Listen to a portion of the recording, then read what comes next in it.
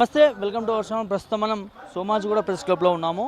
ఇక్కడ నిరుద్యోగులు, అదేవిధంగా నిరుద్యోగుల పట్ల కొట్లాడేటువంటి ఉద్యమకారులు, విద్యార్థి సంఘాలు, విద్యార్థి నాయకులు ఇక్కడ వచ్చి ప్రెస్ క్లబ్లో ఒక మీటింగ్ ఏర్పాటు చేసుకోవడం జరిగింది. మెయిన్ డిమాండ్ ఏదైతే ప్రభుత్వము గతంలో ప్రతిపక్షంలో ఉన్నట్టు 1:100 ప్రిలిమ్స్ గ్రూప్ 1కి సంబంధించిన ఇస్తా అన్నటువంటి హామీని ఇప్పటివరకు కూడా ప్రభుత్వం దీని పట్ల నిమ్మకు నీరెత్తినట్లు ఉన్నట్టు, అదేవిధంగా నిరుద్యోగులకు సంబంధించిన సమస్యల గురించి కూడా చర్చిస్తున్న అంశం మనకు తెలుస్తుంది. మనతో పాటు గాలి వినోద్ కుమార్ గారు ఉన్నారు. వారితో మాట్లాడి తెలుసుకునే ప్రయత్నం చేద్దాం. చెప్పండి సార్, ఎట్లా చూస్తారు ఇవాళ? అంటే నిరుద్యోగుల కోసమే ఏర్పడిన ప్రభుత్వం అని అంటూ ఉంటారు. మరి ఇవాళ నిరుద్యోగులు ఇలా ముట్టడిలు, ధర్నాలు చేస్తూ ఉంటే ప్రభుత్వం పట్టించుకోవట్లేదు, ఏం చెప్తారు? అదే ఇది ప్రజాపాలన కాదు, దగాపాలన అని చెప్పేసి నేను మొదటి నుండి చెప్పుకుంటూ వస్తున్నా. నేను ఇవాళ దీనికి ప్రధాన బాధ్యుడు కోదండరామరెడ్డి, ప్రొఫెసర్ కోదండరామరెడ్డి.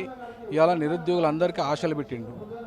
మొత్తం ఇలా ఏదో రేవంత్ రెడ్డి ప్రభుత్వం మొత్తం బ్రహ్మాండమైన బద్దలైపోతాయని చెప్పిండు.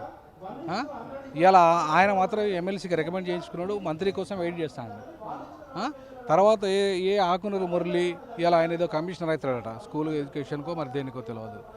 ఇవాళ రియాజ్ అయితే ఒక 10 వచ్చేసింది, బలమూరి వెంకటకి 10 వచ్చింది, అందరికి 10 వచ్చినాయి. మరి నిరుద్యోగులకి 10 రాలే. ఇప్పుడు 1:100 వీళ్ళ డిమాండ్గా వీళ్ళు ఇచ్చిన హామీ కాదు.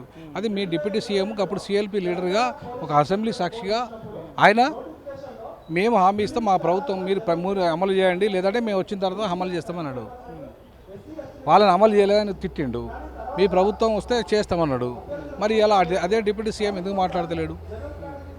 అదే డిప్యూటీ సీఎం ఇలా మాట ఎందుకు మార్చిండు? అదే సీఎం రేవంత్ రెడ్డి ఇక్కడే హామీ ఇచ్చిండు, ఎందుకు మాట మార్చిండు? అదే రాహుల్ గాంధీ అక్కడికి వచ్చి చిక్కడపల్లికి వచ్చి ఆయన హామీ ఇచ్చిండు, మరి ఆయన ఎందుకు సపోర్ట్ చేస్తలేడు?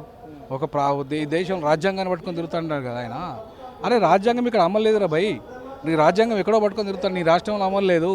నీ రాజ్యాంగం చెప్తున్న సామాజిక న్యాయం అమలు లేదు, నీ రాజ్యాంగం చెప్తున్న ఆర్థిక న్యాయం అమలు లేదు, నీ రాజ్యాంగం చెప్తున్న రాజకీయ న్యాయం అమలు లేదు ఇక్కడ.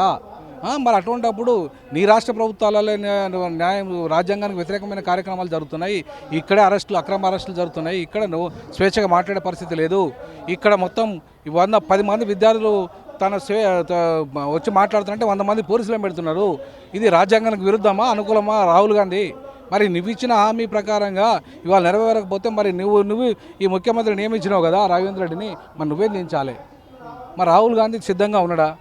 లేకపోతే చలో ఢిల్లీ ప్రోగ్రాం పెడుతున్నారు. ఇప్పుడు డిఎస్సి వాయిదా పడ్డది కాబట్టి, మన గ్రూప్ 2 వాయిదా పడ్డది కాబట్టి చలో ఢిల్లీ ప్రోగ్రాం ఖచ్చితంగా ఉంటుంది.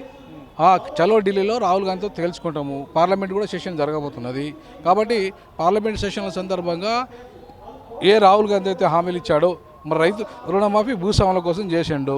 ఇలా భూస్వాముల రైతు రుణమాఫీ జరిగింది. భూములు ఉన్న భూస్వాములకు మాత్రం పైసలు వస్తున్నాయి. మరి వ్యవసాయ కూలీలకు ఇచ్చినావా? ఒక్క పైసలేగా.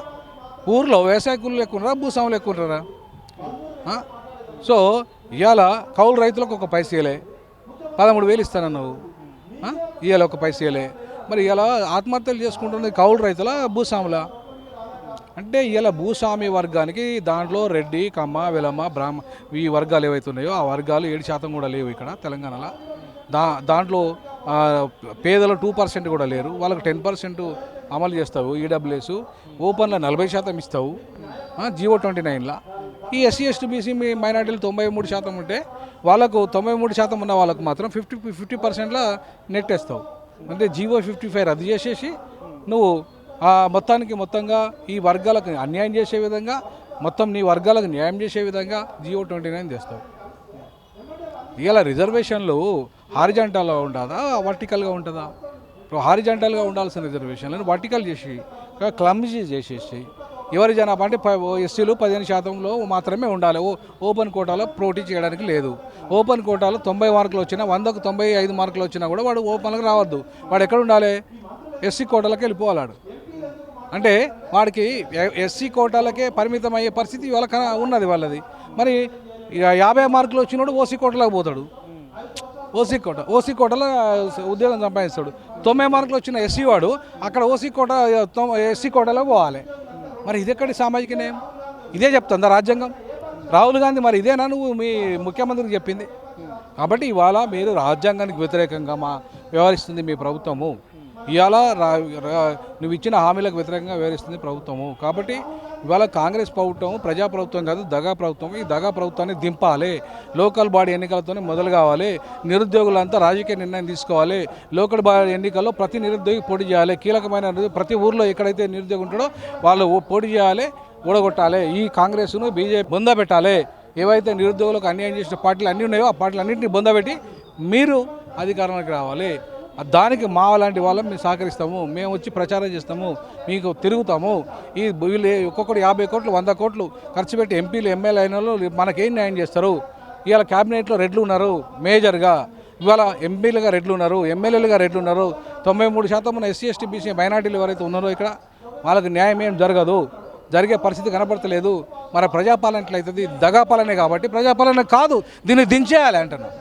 ఎట్లయితే తెచ్చిరో అట్లా దించేయాలంటున్నాను. అంటే ఇక్కడ ప్రధానంగా చూస్తే నిన్నటి వరకు చర్చలు జరిగినాయి నిరుద్యోగులతో, ప్రభుత్వ అధికారులతో. వాళ్ళు చెప్తున్న అంశం ఏంటంటే ఈ పోస్టులు పెంచడం కానీ సవరించడం వల్ల లీగల్ ఇష్యూస్ వస్తున్నాయి అని చెప్తా ఉన్నారు. దీనికి ఏం చెప్తారు? నేను ఒక ప్రొఫెసర్, లా ప్రొఫెసర్ చెప్తున్నా. ఎవరైతే రమ్మను లీగల్ ఇష్యూస్ వస్తాయని మంత్రిని రమ్మను, లేకపోతే లీగల్ ఇష్యూస్ వస్తాయని అంటున్నా మీ బలుమూరి వెంకట రమ్మను, లేకపోతే ఇంకెవరన్నా రమ్మను, రియాజుని రమ్మను, లేకపోతే కోదండరామరెడ్డిని రమ్మను. ఏం లీగల్ ఇష్యూలు వస్తాయి మాట్లాడతాం. ఒక లా ప్రొఫెసర్గా సాల్వ్ చేద్దాం దాని ప్రాబ్లం ఉందా? ఏ ప్రాబ్లం ఉంది? హైకోర్టు మేము జోక్యం చేసుకోమని చెప్పింది. హైకోర్టు మేము జోక్యం చేసుకోమన్నది. ఇంకెవరు జోక్యం చేసుకుంటారు? లీగల్ ఇష్యూ ఎట్లా ఇస్తారు? ఇప్పుడు ముఖ్యమంత్రి మీద 150 కేసులు ఉన్నాయి. ఆయనకు లీగల్ ఇష్యూ రాలే, ఆయన మంచి ముఖ్యమంత్రి నమస్కారం చేసిండు. మన తీర్మార్ మాలన్న మీద ఇంకా ఎక్కువనే ఉన్నాయి కేసులు. ఆయన ఎమ్మెల్సీ అయ్యిండు, ఆయనకు ఒక్క కేసు అడ్డం రాలే. వీళ్ళ ఎమ్మెల్యేల మీద, ఎంపీల మీద, మినిస్టర్ల మీద బోల్డ్ అని కేసులు ఉన్నాయి. ఆయన కూడా వాళ్ళకి ఏం లీగల్ ఇష్యూ రాలే. మరి వీళ్ళకే వస్తుందా లీగల్ ఇష్యూ? వీళ్ళకే వస్తుందా? వస్తే సాల్వ్ చేద్దామంటున్నా. న్యాయ వ్యవస్థ ఎప్పుడు కూడా సాల్వ్ చేసుకోవడానికి రెడీగా ఉంది. అంతేనా?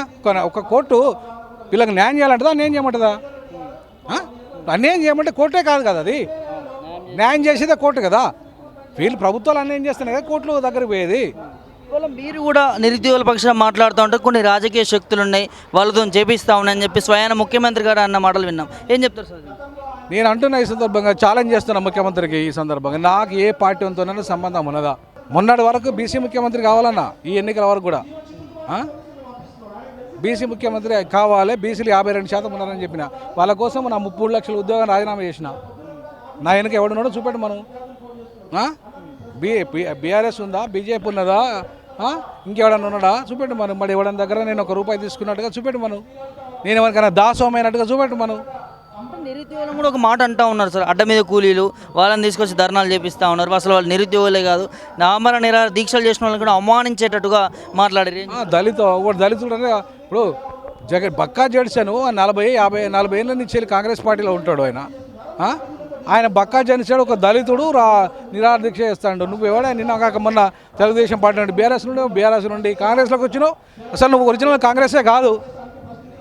నువ్వు ఇవాళ ఒరిజినల్ కాంగ్రెస్ పర్సన్ పట్టుకొని ఓ దళితుడు ఓ లంబాడి ఆయన దీక్ష చేసిండు, మోతీలాల్ నాయక్ దీక్ష చేస్తే, ఓ అశోక్ దీక్ష చేస్తే, ఓ కోచింగ్ సెంటర్ అయిన పేరు కూడా లేనట్టుగా ఆయనకు. ఇదే నేను మాట్లాడే భాష? ఓ ముఖ్యమంత్రి మాట్లాడే భాష ఇది? నువ్వు రెడ్డి అహంకారంతో మాట్లాడుతున్నావు, ముఖ్యమంత్రిగా మాట్లాడతలేవు. నీ భాష పార్లమెంటరీ భాష కాదు. నీ భాష నిజంగా ఒక దొర ఊర్లో ఉన్న పటేల్ ఎట్లా మాట్లాడుతాడో అట్లా మాట్లాడినావు. కాబట్టి ఇది పటేల్ రాజ్యం, ఇది ప్రజల రాజ్యం కాదు, ఇది ప్రజారాజ్యం కాదు, ప్రజాపాలన కాదు. ఇది పటేల్ రాజ్యము, ఇది నియంత్ర పాలన, ఇది రెడ్ల రాజ్యం. ఎట్లా ఉండబోతుంది సార్ ఓవరాల్గా? ఇప్పుడు చూస్తున్న నిరుద్యోగుల అంశం రాష్ట్రంలో అయితే ఒక చర్చ నడుస్తూ ఉంది. రాబోయే రోజుల్లో నిరుద్యోగులు ఏ స్టెప్ తీసుకోబోతా ఉన్నారు, ఎట్లా ఉండబోతుంది? ఖచ్చితంగా రాజకీయ నిర్ణయం తీసుకోమంటున్నా. గతంలో నేను అదే చెప్పిన.